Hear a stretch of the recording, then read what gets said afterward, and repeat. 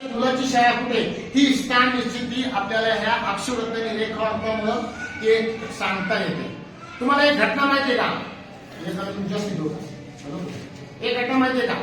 ज्यावेळेस अमेरिका लादेनवर हल्ला करायचा असतो, तर लादेनवर हल्ला करत असताना त्यांनी स्थान निश्चिती केल्यानंतर त्यांनी काय केलं माहिती का? त्या ठिकाणी अक्षरवृत्त रेखांक दरम्यान GPS आहे त्यांनी बॉम्ब टाकला, पण त्याच्यात 2 मिनिटं 5 मिनिटं अगोदर ते स्थान त्यांनी सोडलं आणि त्यांनी त्या रडारवर ठेवलेले जे बराबर आहे का ते बॉम्ब त्या ठिकाणी बराबर पडले. ही झाली ते रडार यंत्रणेसाठी ही खूप महत्वाची अक्षरवृत्त रेखांक. दुसरे, ज्यावेळेस विमानाचे उड्डाण होत असतात, आगमन आणि इथून उड्डाण करणं, हे आगमन आणि हे त्या ठिकाणी उड्डाण करणे, ही सर्व व्यवस्था ह्या अक्षरवृत्त आणि रेखांकावर ठरवलेली असते.